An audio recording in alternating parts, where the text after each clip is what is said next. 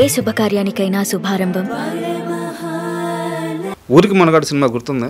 ఎందుకు గుర్తులేదు? శ్రీకాంత్ గారు హీరో కదా. సినిమాగానే గుర్తుందా ఇంకేమన్నా? ఉప్పలపాటి నారాయణరావు గారు డైరెక్టరు. సినిమాగానే గుర్తుందా ఇంకేమన్నా గుర్తుందా? దాంట్లో ఇన్సిడెంట్లు కూడా గుర్తున్నాడు. ఎందుకు లేవు? నేను చచ్చిపోవాల్సింది శ్రీకాంత్ గారు రక్షించాడు. అప్పుడు జుట్టు ఉండేది.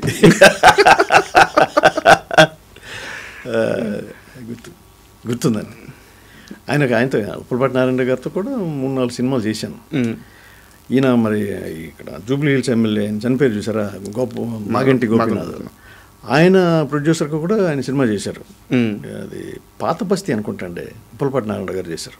ఓకే. నాగార్జున గారితో సినిమా చేశారు ఆయన. ఇది రక్షణ అనుకుంటా, రక్షణ ఏదో ఒక సినిమా, మంచి సినిమా అండి అది. ఓకే, బాగుంటుంది. అవును, రక్షణనే. ఉప్పలపాటి నారాయణ గారు ఫస్ట్ సినిమా అనుకుంటుంది.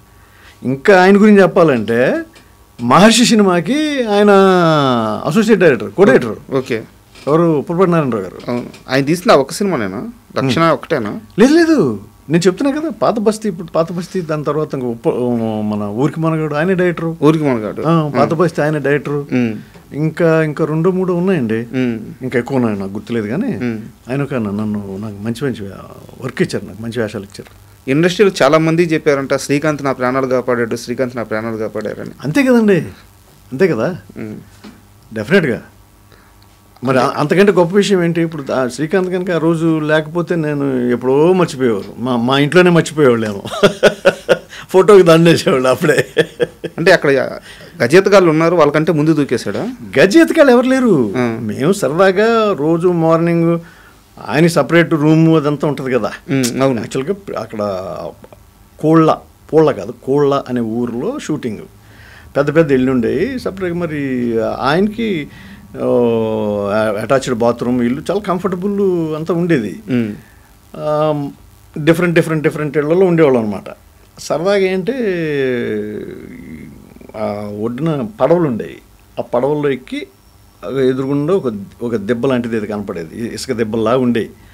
అక్కడికి వెళ్ళి స్నానం చేద్దాం అదంటే అక్కడ లోకల్ ఎవరు ఉంటారు కదా, బాగుంది సార్ అక్కడ, అది పెద్ద దెబ్బ, సరదాగా ఎంజాయ్ చేయొచ్చు అది ఇదని. అలా ఒక రోజున వెళ్తా ఉంటే ఆయన దూకాడు.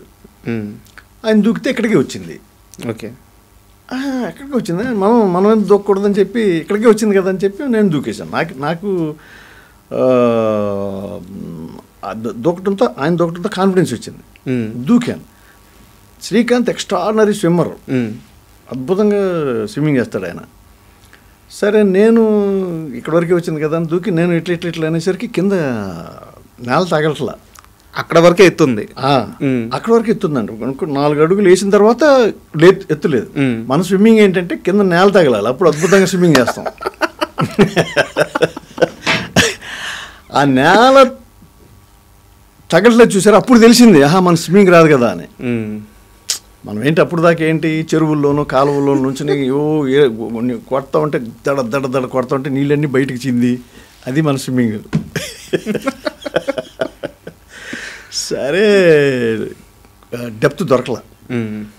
ఇక అయిన తర్వాత యాక్చువల్గా ప్యానిక్ అయిపోయాను నిజంగా చెప్పాలంటే. వెళ్ళిపోతున్నాం కింద అంతే కదా అని ఇళ్ళ పైకి వస్తా ఉంటే ఆయన దూరంలో ఎట్లా 2 I mean just within a minute నా దగ్గరికి వచ్చి పట్టుకుని షర్ట్ అది పట్టుకుని తీసుకొచ్చి మళ్ళీ పడవని పట్టించాడు అనమాట. పడవ దగ్గర తీసుకొస్తే అప్పుడు నేను 2 చేతులు పట్టుకున్నాను పడవని. లేకపోతే ఫినిష్. మీకు అర్థమైంది ఆ మూమెంట్లో? 100%, 200%. శ్రీకాంత్ లేకపోతే నేను 200% చచ్చిపోయి ఉన్నాను, ఛాన్సే లేదు అసలు. అంటే ఇప్పుడు ఒక 10-15 seconds లేట్ అయినా కానీ నేను కిందకి వెళ్ళిపోతాను కదండి. అంతే కదా. అంతే తగలట్లేదు నాకు అసలు ఆ డెప్త్. ఇప్పుడు మనకంటే ఇప్పుడు ఈ హైట్లో నీళ్ళు ఉన్నాయనుకోండి, కింద ఉన్నా కానీ మనం కింద తన్ని పైకి రావచ్చు. అసలు ఏం లేదు, అసలు లేదు. అసలు మీకు ఎంత డెప్త్ ఉందో కూడా తెలియదు. అది 200 feet 300 feet కూడా మనకు తెలియదు కదా, తెలుస్తుంది అది. ఐ స్కేర్డ్, నిజంగా భయంకరమైన భయపడ్డాను. అండ్ శ్రీకాంత్ గారి ప్రస్తావన వచ్చింది కాబట్టి, శ్రీకాంత్ గారి సరౌండింగ్స్లో ఉండే వాళ్ళు ఎవరైనా దొరికితే ఒక క్వశ్చన్ అడదామని చెప్పి చాలా రోజుల నుంచి నేను రాసి పెట్టుకున్నాను. ఏంటిది? మొత్తానికి మీరు దొరికారు. చెప్పండి. శ్రీకాంత్ గారు పనిచేసిన సినిమాలన్నిటికీ కరెక్ట్గా రెమ్యునరేషన్ తీసుకొని ఉండుంటే ఈ పాటికి జూబ్లీ హిల్స్లో ఇంకో సగానికి సగం ఆస్తి ఆయన ఉండేది అంటారు. నాకు తెలిసి కృష్ణ గారి తరువాత అత్యధిక డబ్బులు వదిలేసుకున్న హీరో శ్రీకాంతే అంటారు. అవునండి. తర్వాత ఆయన జగపతి బాబు గారిని కూడా అంటారు. అంటే జగపతి బాబు గారి గురించి చెప్తే విన్నాను కానీ నేను డైరెక్ట్గా చూశాను ఈయన్ని. అంతే, కృష్ణ గారి తర్వాత మీరు అన్నది కరెక్ట్. కృష్ణ గారి తర్వాత శ్రీకాంత్ గారు. ఎంత వదిలేసి ఉంటారు సార్ ఆయన? నేను తెలియదండి అది నేను చెప్పలేను. అంత ఆయనకే తెలియాలి, ఆయనకి తెలియాలి. అంటే అది లైక్ బయటికి చెప్పుకునే మనిషి కూడా కాదు. నేను 10 లక్షలు వదిలేశాను, 20 వదిలేశాను అని చెప్పే మనిషి కూడా కాదు. ఆ మెంటాలిటీ కూడా కాదు ఆయన. చెప్పడు, అంటాడు అంతే. సరే, ఇంకో క్వశ్చన్ ఉంది.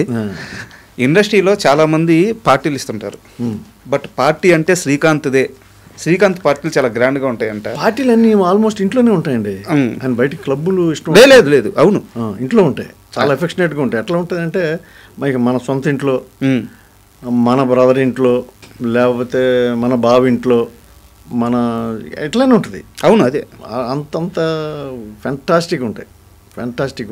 అందరూ మనసు విప్పి మాట్లాడి చాలా హ్యాపీ ఫీల్ అవుతారు. ఏమైంది వంశీ గారు కూడా, కృష్ణవంశీ గారు కూడా వచ్చారంటే ఆయన సర్కిల్ అంతా ఆయన ఇంట్లోనే సార్. చాలా భలే సందడిగా ఉంటుంది. మీ కెరీర్ విషయానికి వస్తే సార్, చెప్పండి. చాలా సంవత్సరాలు ఫిల్మ్లో ట్రై చేశారు, సినిమాల్లో చిన్న చిన్న అవకాశాలు వచ్చినాయి, స్ట్రగుల్ అయ్యారు. బట్ ఈనాడు మీ లైఫ్ని మార్చేసింది. ఈటీవీ, అదే ఈటీవీ సీరియల్స్. ఈటీవీ సైమల్టేనియస్గా జెమినీ కూడా చేశాను. చేశాను, బట్ తక్కువ. మాకు కూడా చేశారు కదా, మా టీవీకి చేశారు. బట్ ఈటీవీ మెయిన్ అదే మీ లైఫ్ని మార్చేసింది. నాకు తెలిసి అప్పట్లో లేడీ డిటెక్టివ్, స్నేహ, ఇలా కొన్ని సీరియల్స్ ఉండేవి, నాకు అంత గుర్తులేవు, చిన్నవాడిని. సంఘర్షణ ఫస్ట్ మూవీ, ఫస్ట్ అనుకుంటాను. సంఘర్షణ కాదండి, అన్నిటికంటే ముందు అనుకుంటా. ఫస్ట్ కాదు, ఫస్ట్ వచ్చి మన లేడీ డిటెక్టివ్, స్నేహ అవి వచ్చారు. అండ్ అవి కాకుండా అకేషనల్ ఇవి పండగలకి అవి యాంకరింగ్ ప్రోగ్రామ్ కూడా చేసామని. ఇది స్టూడియోలోను, స్టూడియో లోపలే అది యాంకరింగ్ ప్రోగ్రామ్స్ ఉండే, అవి చేశాను ఎక్కువ. దాని తర్వాత సినీ మసాలా అని చెప్పి అది దగ్గర 3 years చేశాను నేను. ఓకే. ఇప్పుడు దాంట్లో బోల్డ్ మంది యాంకర్, నేను ఒక్కనే మేల్ యాంకరు, మిగతా లేడీస్ అందరూ మారేవాళ్ళు ఎవ్రీ వీక్. సో అది దగ్గర 3 years చేశా. తర్వాత రాజీవ్ కనకాల, నేను పద్మవ్యూహం అని సత్య గారు, ఆ తర్వాత అనిల్ గారు డైరెక్ట్ చేశారు, అనిల్ కుమార్ గారు, అది చేశాను. సంఘర్షణ అని ఉదయ్ భాను హీరోయిన్, జాకీ చిన్న దాంట్లో చిన్న కూతురు ఉదయ్ భాను. ఓకే. చిన్నకి నేను క్లోజ్ ఫ్రెండ్ అనమాట చాలా. దాంట్లో గొప్ప విషయం ఏంటంటే ఆన్లైన్ రికార్డింగ్ అండి, నో డబ్బింగ్. కే వాసు గారు డైరెక్టర్. పెద్ద సీన్లు ఉండేవి, పెద్ద సీన్లు 3 minutes 4 minutes కంటిన్యూస్గా, నో డబ్బింగ్. అప్పట్లో అది స్టార్టింగ్ అనుకుంటాను ఆ టెక్నాలజీ తెలుగులో. అంటే నేను చేసింది అదే, ముందు జరిగిన నాకు తెలియదు, I don't know. Bengali serials చేసేవాళ్ళు అండి ఈటీవీ. బెంగాలీ శాంతినికేతన్ అని అక్కడ ఉన్నాయి కదా, రూమ్స్ ఉన్నాయి అక్కడ. ఆ రూమ్స్లో బెంగాల్ నుంచి ఆర్టిస్టులు వచ్చి వాళ్ళు ఒక రోజంతా 2 రోజులంతా ప్రాక్టీస్ చేసి, ఆ నెక్స్ట్ డే సేమ్ మనం డ్రామా చూస్తాం చూసారా, అలాగే మొత్తం ప్రాంప్టింగ్ లేకుండా, వితౌట్ ప్రాంప్టింగ్ మొత్తం అంతా వాళ్ళు పర్ఫామ్ చేయటం, షూట్ చేయటం. సో అంత టఫ్ కాదు. కానీ మాది మాత్రం ఒక సీన్ ఉందనుకోండి, ఒక 3-4 పేజీల సీన్ ఉందనుకోండి, అదంతా అందరం ప్రాక్టీస్ చేయటం, షూటింగ్ వెళ్ళిపోవటం. మధ్యలో ఏదన్నా కొట్టింది అనుకోండి 1 more.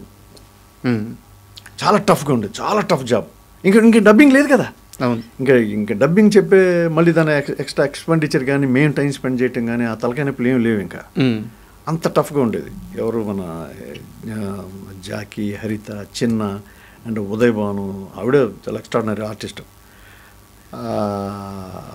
దానికి అదొకటి నేను ఎప్పుడు మర్చిపోలేను. నేను సంఘర్షణ ఇట్లా చాలా చేశానండి, చాలా.